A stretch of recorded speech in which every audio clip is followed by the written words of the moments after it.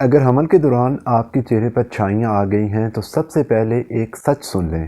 یہ گندگی، صفائی کی کمی یا آپ کی کسی غلطی کی وجہ سے نہیں ہوتی، اور نہ ہی یہ ہمیشہ کے لیے ہوتی ہے، لیکن صرف اس صورت میں اگر آپ یہ ایک بڑی غلطی نہ کریں۔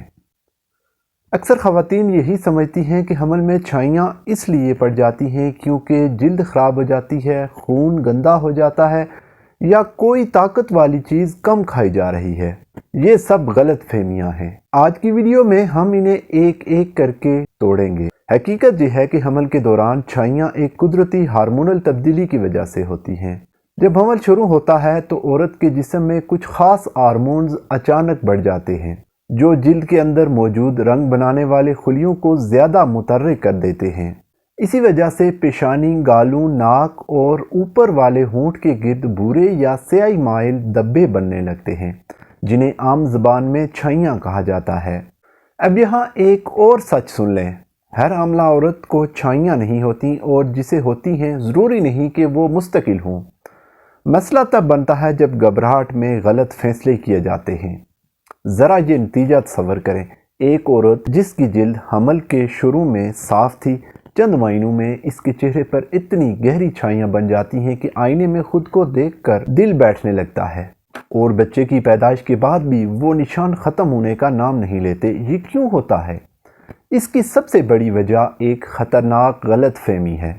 کوئی کریم، فیشل یا جلد کو گورا کرنے والی چیزیں چھائیاں فوراً ختم کر دیں گی۔ یہ وہ باتیں ہیں جو عام ویڈیوز میں نہیں بتائی جاتی۔ حمل کے دوران تیز کیمیکل والی کریمیں، جلد کو چمکانے والی دوائیں یا سفید کرنے والے فیشل اور سخت بلیچ، یہ سب وقتی طور پر چھائیاں ہلکی تو کر دیتے ہیں، مگر اندر سے جلد کو اتنا کمزور کر دیتے ہیں کہ بعد میں یہی چھائیاں پہلے سے زیادہ گہری اور مستقل ہو جاتی ہیں۔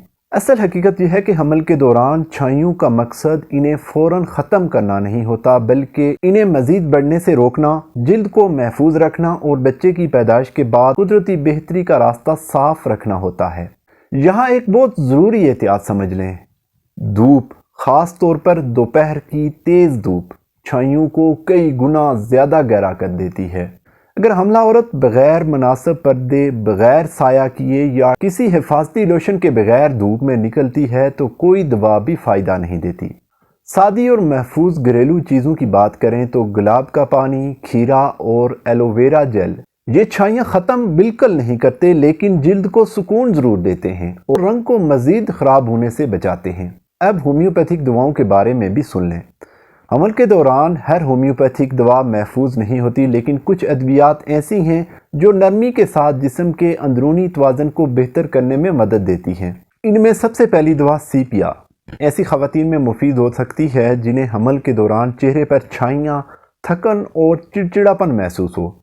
دوسری دوا کی بات کریں تو وہ ہے نیٹرم میور۔ یہ ان خواتین کے لیے ہے جن کے چہرے پر چھائیاں خاص طور پر گالوں اور ناک کے گرد نمایاں ہوں اور جلد خشکی کی طرف مائل ہو۔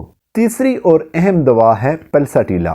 نرم مزاج اور ہارمونل تبدیلی سے متاثرہ خواتین میں یہ بہت مددگار ثابت ہوتی ہے، لیکن یہ بات یاد رکھیں، ان ادویات کا انتخاب بغیر کیس دیکھے، بغیر مزاج سمجھے ہرگز نہیں کرنا چاہیے۔ اب سب سے اہم بات سن لیں، زیادہ تر کیسز میں بچے کی پیدائش کے 3 سے 6 ماہ بعد جسم کے ہارمون آہستہ آہستہ نارمل ہونے لگتے ہیں، اور اگر حمل کے دوران جلد کے ساتھ زیادتی نہ کی گئی ہو تو چھائیاں خود بخود ہلکی پڑنے لگتی ہیں۔ اصل بات یہی ہے، چھائیاں کوئی بیماری نہیں، یہ ایک قدرتی تبدیلی ہے جو صحیح علم کے ساتھ یہ مستقل مسئلہ نہیں بنتی۔ اگر آپ چاہتی ہیں کہ حمل محفوظ رہے، جلد مزید خراب نہ ہو اور بعد میں قدرتی طور پر بہتری آئے تو جذباتی فیصلوں سے بچیں اور سچ کو سمجھیں۔ اگر ایسی سچی اور آسان باتیں آپ کے لیے فائدہ مند ہیں تو اس چینل کو سبسکرائب کریں، کیونکہ یہاں خوبصورتی نہیں بلکہ حقیقت بتائی جاتی ہے۔